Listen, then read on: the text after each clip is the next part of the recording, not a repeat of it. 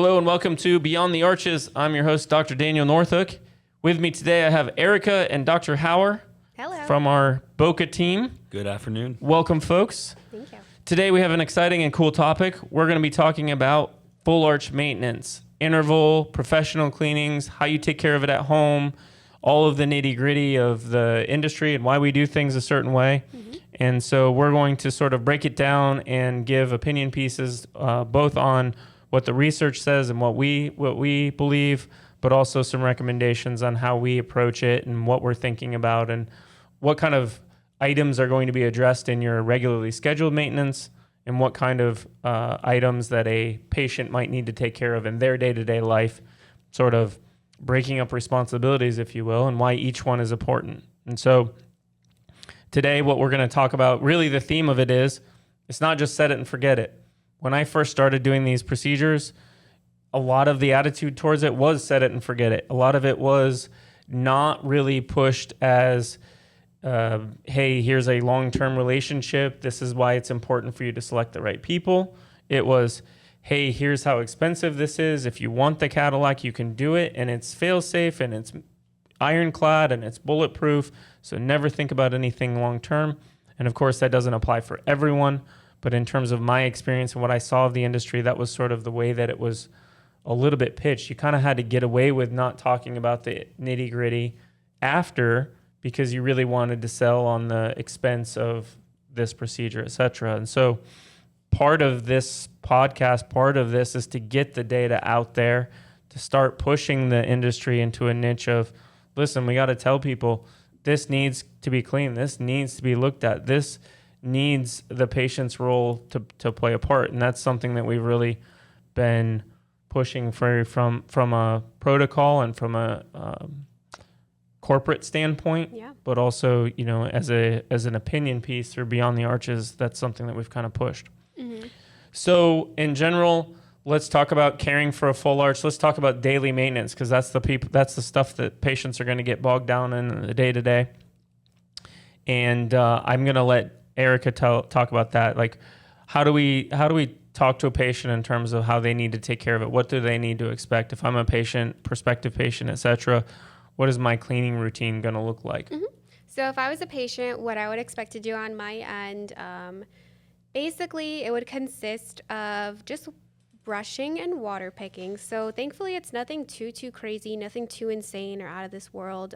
You're just brushing once in the morning, once at night, soft bristled toothbrush, kind of just some regular toothpaste, nothing fancy, nothing special or expensive. And then water picking just twice daily. So, I take that back. Some patients like to do it after every meal. So we at least advise twice daily, morning and night, but some patients may like to do that a little bit more frequently to kind of get that minty taste, minty flavor, and just feel kind of fresh overall. And if a patient's kind of in an awkward scenario, maybe like in a restaurant, but they can jump off to a restroom.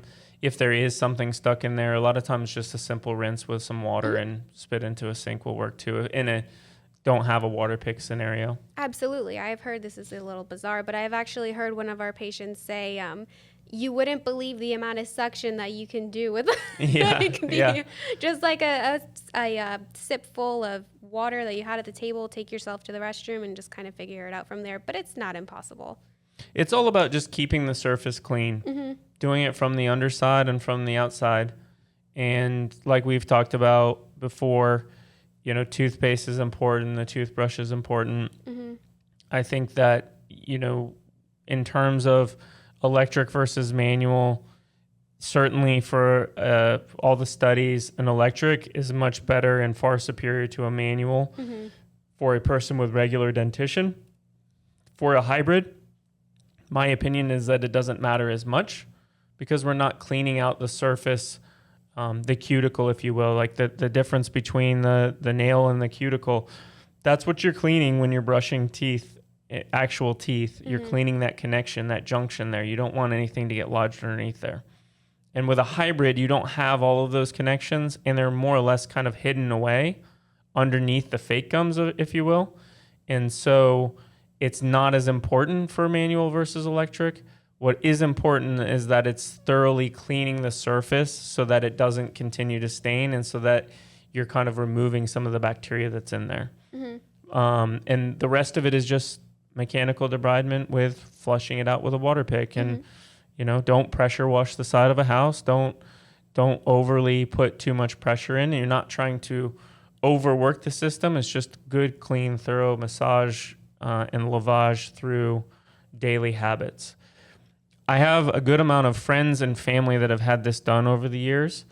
And whenever I can, I have taken a couple of them aside and said, listen, I want you to give me like the nitty gritty. What is this like to clean? Because I don't have this, and I would really like to know what I'm pitching to the patient is essentially what it is. Absolutely. And so I've asked them, like, what is it compared to original, like cleaning your own teeth?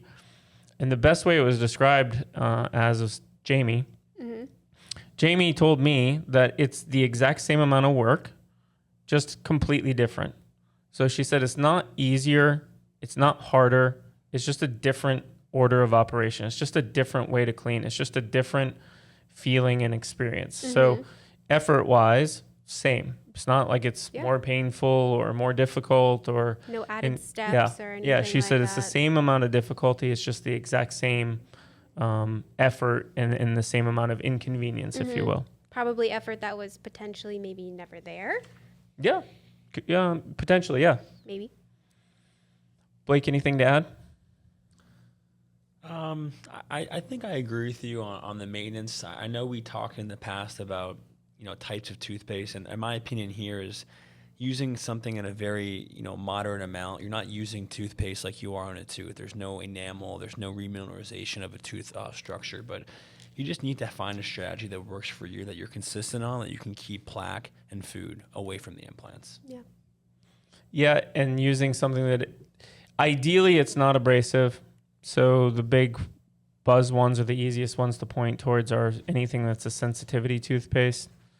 When you use a whitening toothpaste, it's going to have essentially some sand in it, some pumice. That abrasiveness is what brightens and removes stains from the surface of our enamel, but not needed in the zirconia. The zirconia is the color that it needs to be. It's just keeping it clean. And so we want something that doesn't have a ton. If I'm asked preference, how do I put this? It's not entirely important to the point that you shove it down somebody's throat. But if I'm asked preference, I want something that's slimier in the hands and something that's less likely to have that pumice because it's not as needed as in a normal tooth situation. In gum or in a regular cleaning, when you're doing your daily maintenance on a typical tooth inside of gums scenario, I think all of us have our teeth. So when we're cleaning our teeth, it's a matter of removing the tooth or the food material, which can have sugars in it. That sugars, the bacteria takes those sugars and attaches to the tooth. It uses it to help attach to the tooth and can use it to make acid, which will break down the tooth. And that acid can cause what we think of as cavities and cause sort of a bacterial infection. And that can get bad enough to get into the root and cause a need for a root canal, et cetera, that sort of infection. So you're preventing cavities with your normal cleaning. You also are, with fluoride, you're trying to, if there is an invasion of acid, you're trying to build up the structure of that tooth so that it is preventing further attack or further lost ground, if you will, right? And additionally, you're trying to clean the surface that's sort of underneath the gums where stuff can collect and create irritation that over a long period of time can cause bone loss and what we call as periodontitis. And so that's the intention of regular daily cleaning in a tooth to gum tissue relationship. In an implant, whether it be a single implant or for a full arch, your intention is to remove the irritant from getting to the connection between the implant and the bone so that you don't have that bone loss like periodontitis. The implant version of periodontitis is called Peri-implantitis. Peri-implantitis instead of gingivitis. Peri-implant mucositis. There you go. They're just fancy terms for essentially the exact same thing happening around implants. And we don't have cavities. So remineralization of teeth is not as important because that's what's important for cavities. And of course, we're not going to have your zirconia break down and have a cavity. So in some ways, you're getting sort of protected. If you're a person that got a lot of cavities, that's generally the bacteria that you have stuck in your mouth. That is something that you will be pretty protected from in the hybrid. But when you get a hybrid and you lost it for periodontitis, one of the risk factors for peri-implantitis is history of periodontal disease, bruxism, diabetes. So the bugs that are in the bacteria that is in your mouth just generally are there, and they're going to be there forever. They were established from the beginning. It's not a genetic thing. It's an actual bacteria that colonizes your mouth, and it will essentially be there. And the difference in general between, let's say that you have periodontal disease, sorry to be the example, and I don't, your bacteria is more angry than mine. So we have very similar types of bacteria, but your bacteria is just very pissed off and mine isn't. And so if I do a hybrid in you versus me, you're going to have a tendency to still see that happen because your bacteria just are still very angry. And so we need to make sure, one of the things that we're making sure in a cleaning is making sure that we don't get that bone loss. We don't have that same thing happen. So if you have a tendency towards cavities, generally you're going to be a little bit more protected because that's your tendency and we took that all away. If you have a tendency towards bone loss and peri-implant or periodontitis, you still are going to have that tendency. And that's one of the things that we really want to keep touch base with because those bacteria are still angry. There's no calming them down. Is that a fair, easy way to explain everything?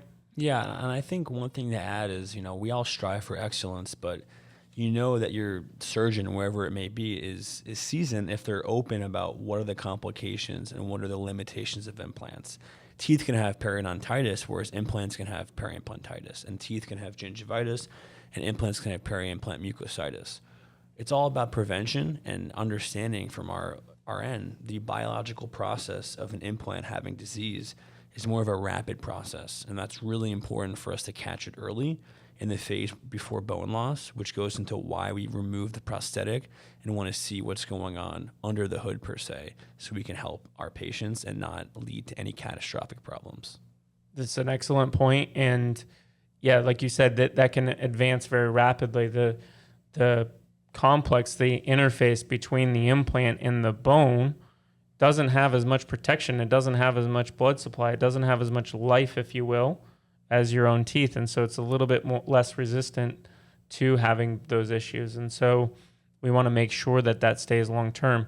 Another important point is that when we take out teeth with bone loss and periodontitis and cavities and all of that, you essentially get this like real big reduction. You're essentially winning the World War V on your teeth, and it goes to quiet stage, right? It goes to total peace. And then over time, it can build back up. So you're still at risk. It's a reset button. It's a chance. It's a second chance of sorts. So we want to capitalize on that second chance and keep everything at bay so that you don't end up losing that battle again. Okay, so the purpose of the cleaning is really for two things. A, to keep your zirconia arches clean, free of debris and buildup, things like that. But really, more importantly, it's kind of still focusing on the periodontal side of things, so you're not having all of these infections or sure, removing the risk factors towards that progression. Diagnosis is going on. Okay. Yep. Interesting. And that's where, when you're in the chair for a maintenance appointment, we can diagnose something that's mechanical, whether it's a chippage of the teeth, whether it's an issue between the actual zirconia and the gum tissue, or it's biological, something that's going on at the implant level, as discussed, like peri-implantitis. Mm-hmm. Yeah, you could think of it as you're the daily, to go into a war example as well, again, your daily cleaning is like that. You're just kind of holding your own ground on this biological warfare. And then when you bring in and you come in once a year, you're getting it looked at from both a biological warfare and a mechanical warfare standpoint. There's two things at play. There's the biology of the implant to the gum tissue and how that's being taken care of and what does the bacterial load look like. But then there's also the mechanical stress and the mechanical factors that come into play, the screws being loosened, the screws being broken, the prosthesis having a chip, the prosthesis being stress fractured. All of those things need to be looked at from a perspective of, we don't intend on them happening. It doesn't happen often, but let's put our eyes on it to make sure that everyone keeps peace. Okay.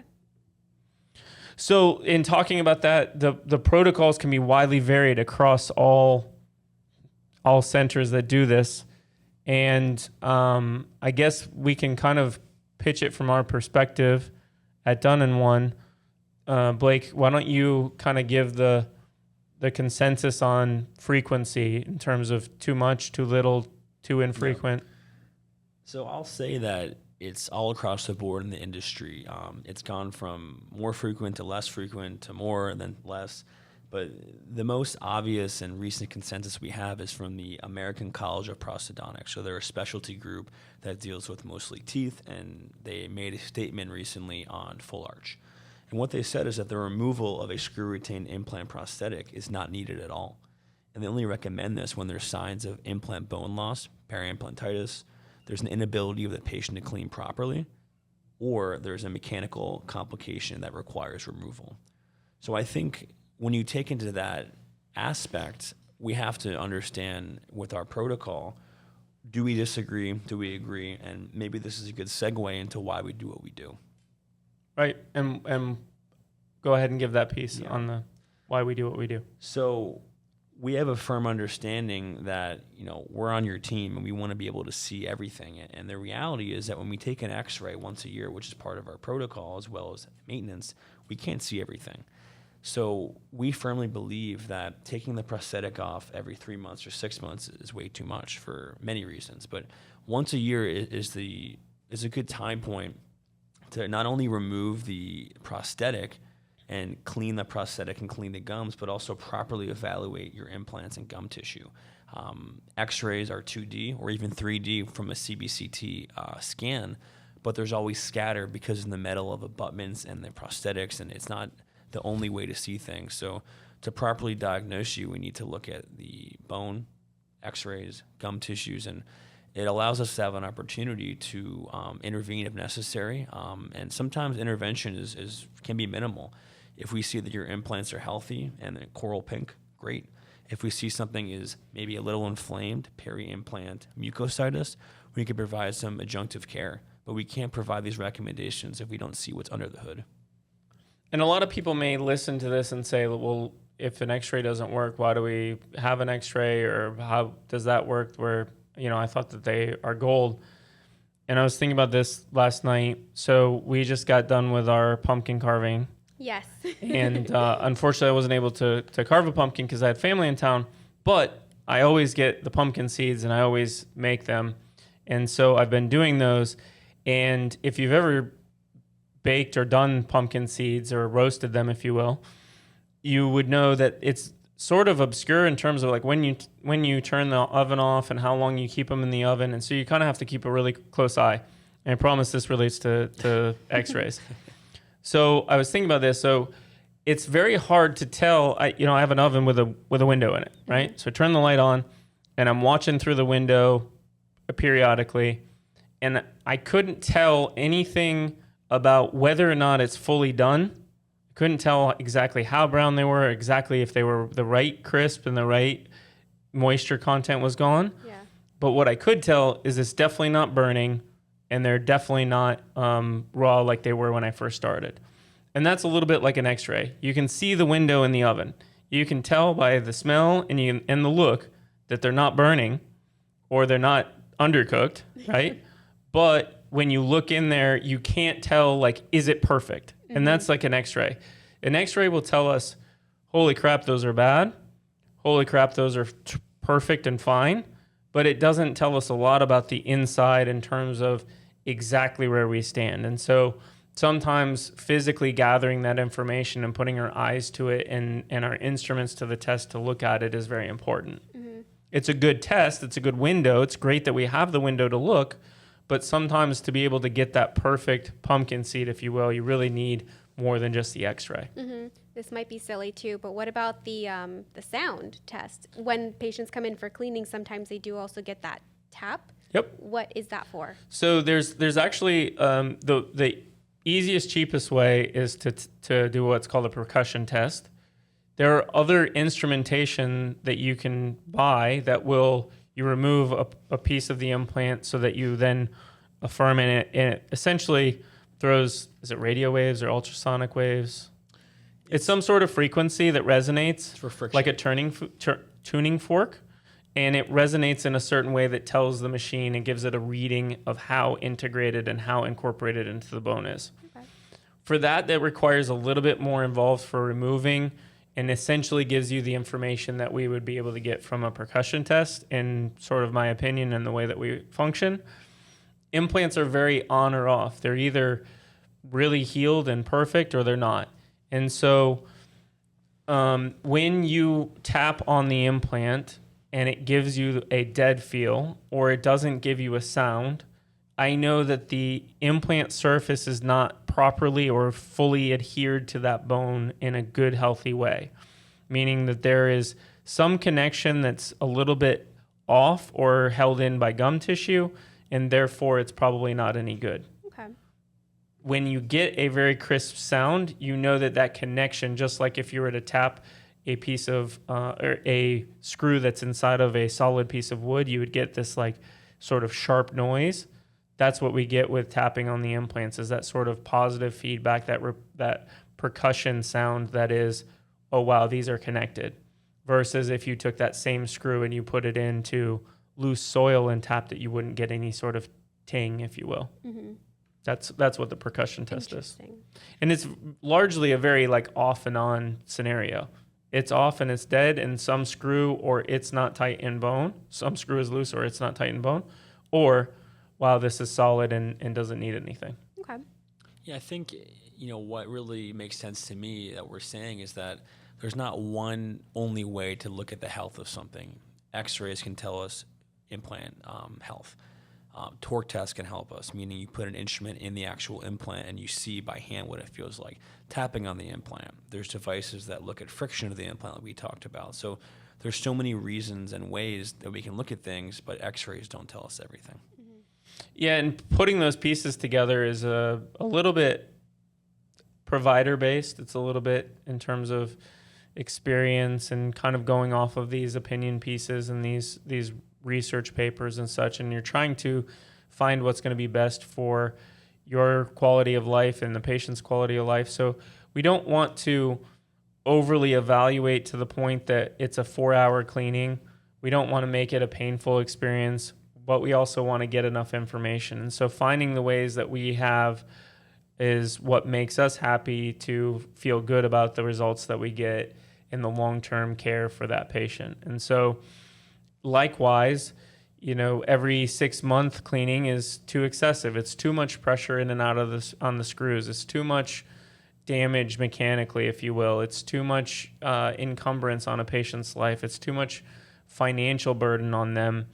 And so for us, we found that once a year was a good steady point to be able to get enough information that we know mechanically and biologically things aren't going south. To Blake's point, these things can go south faster than, say, a tooth. So we want to be able to see it, and we don't feel comfortable with just letting our patients go on forever and ever.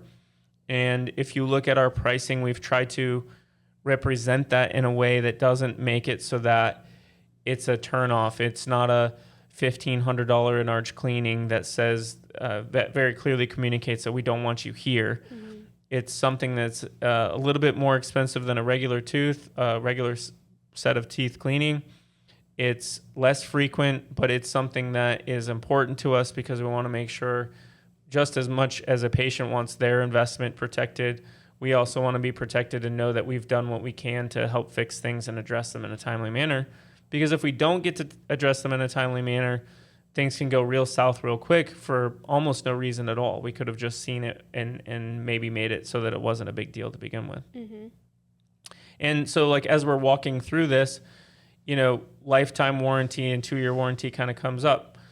The the longevity of a set of these teeth and the health of these implants healing is very straightforward. It's a very reliable procedure. You see it all the time. It works. You know, only occasionally do we have an implant go bad or an issue that arises.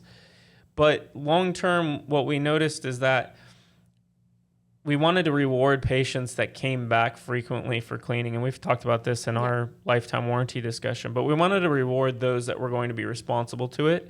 And we wanted to be responsible to them in a similar fashion. And so one of the ways that we do that is we offer a cleaning program. It's not actually, I just totally messed it up. It's not a cleaning program. It's a warranty program that includes a cleaning. And the reason why we do that is we want that patient to be looked at once a year so we can jump on and fix things in our own safety. And it renews once a year because we want that to be a shared relationship. It's not that we don't believe in our product.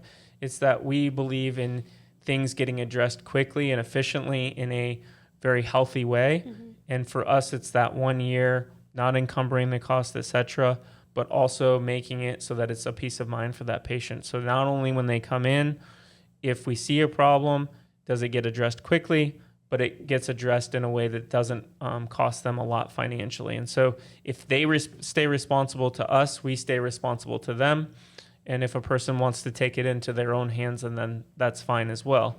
It's not that those people are on the outside and they should be concerned that it won't work. It's just a matter of staying responsible to each other. Right. Is really why we kind of came up with that. Right. So I guess we can kind of go into maybe what are our protocols and, you know, what does it look like in the office? You know, coming in once a year involves, you know, speaking with, you know, one of the doctors and also working with our restorative team. So from the most basic level, we're going to diagnose your implants. Are they healthy? Are they not? What are your changes in medical history? We're on your team. We want to know if anything changed with your health. Do you have maybe a change in medication? Do you have diabetes, something that is maybe altering your bone metabolism? That way we can have the best recommendations. From there, we remove the prosthetic and we want to look at the health of the abutments, health of the screws, x-ray health on the implants, looking at the gum tissue, looking at the actual prosthetic, and then we look at what is the actual integrity of the zirconia? Are there problems? Do we need to do a reline? There's so many things that go into it from a simple to complex level that having you in the chair is just very critical. Yeah, and maybe for the majority, you could say they could go every 2 years. And I used to tell patients, listen, we're going to extend as we get along and more comfortable with how the longevity of your prosthesis is, we're going to start extending that timeline. And the problem with that is that you get too many patients that are maybe have an issue that sort of fall through the cracks. So that's the problem with making it an inconsistent timeline. And so for us, it's important that if, let's say, 10% of people are going to have an issue over 10 years, that we catch that one person a year for that 10 years at the expense or the peace of mind for everybody to know that they're doing okay. So now that you are aware, because we've discussed it before, what is the big reason why we're okay with patients going to other centers to get cleaned? What is the difference? What has changed over time with hybrid dentistry? Yeah, so we're okay with patients going local due to the fact that their zirconia is so strong that we were talking about in our other episode. It's kind of... I put you on the spot. A little. And I was kind of thrown off by your response because it wasn't anything that I thought That's why I'm throwing it back to you.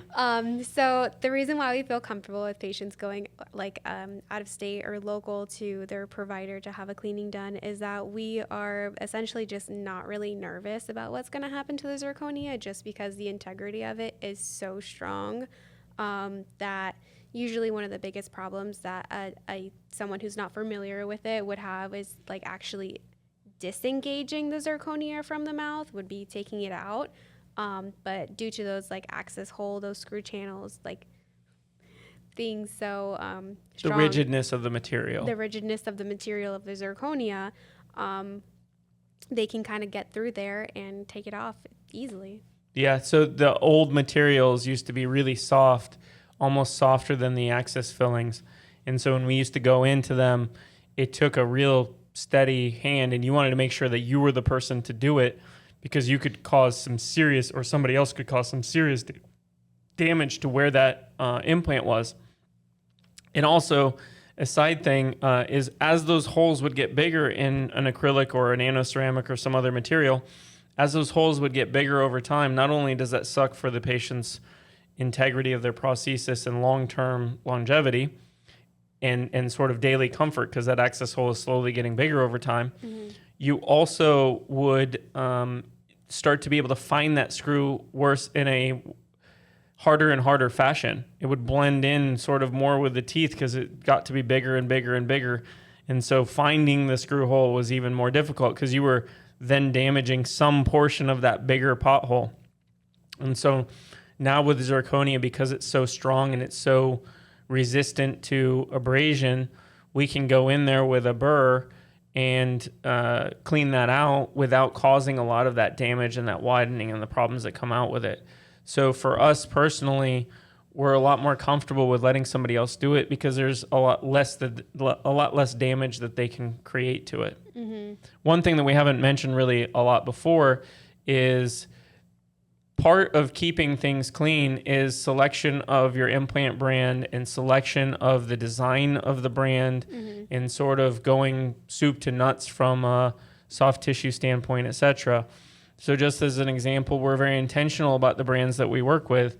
The implant brand that we currently work with, they have the circle. If you think about the cone that's holding on to the teeth, that cone has a platform, like a disc that's holding on to the base of the teeth. And that cone, that circle, does not have any screws that go through it. And so when you put the teeth on, it creates a good seal all the way around. There are other brands that have screws that go through that circle and create areas of plaque and things to build up in. So it isn't just a daily cleaning scenario. It isn't just a yearly cleaning. There's an end-to-end selection process that's very important to the longevity and the health of a person's implant. So even if you took me as a periodontist that's going to do your surgery with one brand versus the other implant-wise, on paper or in theory, you're going to have more issues with selecting a brand that doesn't necessarily do that. You're going to have more nooks and crannies that bacteria can get into. So that's part of it. The other part too is when you have the access holes, you want those to be sealed because that is kind of a pocket where bacteria could build up. Is it okay for them to be open for a period of time? Like, I don't want anyone listening to this to freak out because they had an access hole open for a year. Sure, because it's not sealed off. You're able to clean it. You just need to be intentional with keeping it irrigated and clean. But sealing it off is important. Well, there's a screw underneath there. And so that screw that's at the bottom that you need to get to needs to have something that's very removable in between that doesn't hold and collect a lot of bacteria, that creates essentially like a safety zone that we don't hurt and damage. So when you look at a screw hole, if you were to watch us take it apart or build it back together, the common and accepted standard now is to fill that hole first with Teflon tape because it's very easy to work with. It's pretty clean. It doesn't hold a lot of bacteria. We used to use cotton pellets, and cotton pellets used to get real stinky with bacteria and such. But now the current protocol is that we use Teflon tape. And then on top of that Teflon tape, we use a regular filling material to create as good of a bond against the circle of the screw access hole, the channel, as we can. And so all of that, soup to nuts, that's why it's important to protect and keep a protocol in place. It's implant longevity inside the implant or inside the bone. How well does that hold the bone? How well is that going to hold up long term? Did the people look at it often enough? Is there thought going into where the bacteria could collect? There's a lot of stuff that goes into here. The underside design, what does that look like? Is it easily flushable? All of that goes into selecting, but it also goes into long-term care, daily care. Things could be difficult if they're not created correctly. They also can create problems that need to be looked at. And we're not fail-safe. We're not without flaw. We're human. And so we want to double check and cross all those T's and dot all those I's. And so that's why we really have kind of set in on once a year, because it's not too encumbering, but allows us to check a lot of those things. So it's kind of up to the patients to keep everything clean at home, but when they come back for that 1 year mark, it's important for us to check on all those parts and just make sure everything's doing what it's supposed to be doing. Yep. Make sure the design is kind of allowing for that space to get in there. Check everything out. Yeah, I think of, our patients have the job of selecting a center, paying for it, being on a soft diet so that the implants heal properly, and taking care of it daily.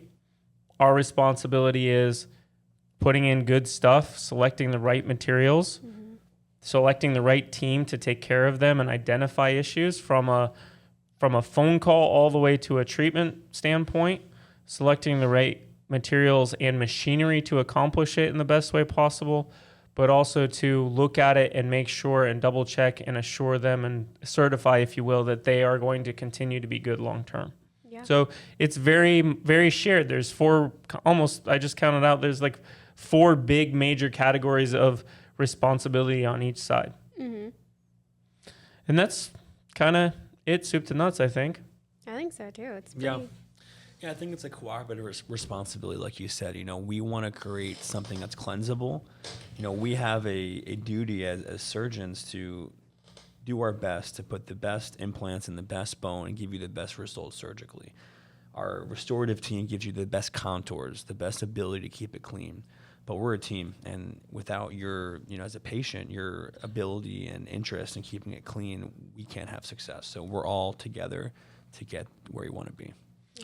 I had Blake here compile a list of a couple things, and just looking at this, there's a note that you wrote that's impact of maintenance therapy and the prevention of peri-implant diseases, a systematic review and meta-analysis. And the take-home bullet point that you put on here, I think, is a really good sort of pre-closing type statement, and it's implant therapy must not be limited to the placement and restoration of dental implants, but to the implementation of PIMT, which I would assume is preventative maintenance therapy. Of implants. To potentially prevent biologic complications and hence to heighten the long-term success rate. So to summarize, it's not that it has to be looked at every day because there's a problem every day. It's that long-term, it's better to be taken care of and to have it looked at. And so that opinion to me speaks volumes on making sure that awareness is out there. And the positive part about this, and one of the main reasons why we're here, is not necessarily to shove done-in-one in our theories and our protocol down anyone's throat, but to bring to light the information that dental hybrids aren't necessarily completely maintenance-free, that there are aspects that need to be looked at and thought about all the way through. Yeah. And like we've talked about a little bit before already today, one thing that I'm very excited for in this niche of dentistry is that when I started this, 10 years ago only, there was, and I said only there, Blake, not that old, 10 years ago only, I saw a lot more cases, even in my own offices, but a lot more cases being sold as the end-all, be-all, golden arrow, not really covering maintenance. And now we see this sort of public understanding, or this public knowledge, or this sort of campaign to educate the public on what they're actually getting. And this is hopefully, if this is not necessarily done-in-one isn't your cup of tea, you don't want to travel for it, we're out of your location, whatever it is, hopefully at least this can be some data and some information that can be used so that the public understands that there's a two-way street and that it needs to be taken care of. This isn't set it and forget it. Implants don't come without and free of complications. They need to be looked at by a professional. The frequency and the cost with which is up to you, but there are aspects to it that are very important and can go very in depth with issues and things that are thought of. Full arch maintenance isn't hard. It's important. Exactly. Right. It's very simple, very straightforward. It's not hard. It just needs to be done. Very cool. Well, I appreciate you guys taking the time. We will move on from here into part 2 which we've already recorded if you couldn't tell. We started with part 2, which is frequently asked questions about the nuances of cleanings and maintenance and what the patient's responsibility, all the kind of nitty gritty of the daily, et cetera. So where we go a little bit more into depth into some of this stuff, but pay attention to part 2. We appreciate you paying attention to part 1 on our series here on implant maintenance and hybrid care, both daily and long term. Yeah. Thanks, guys, for having this discussion. Thank you. Thank you.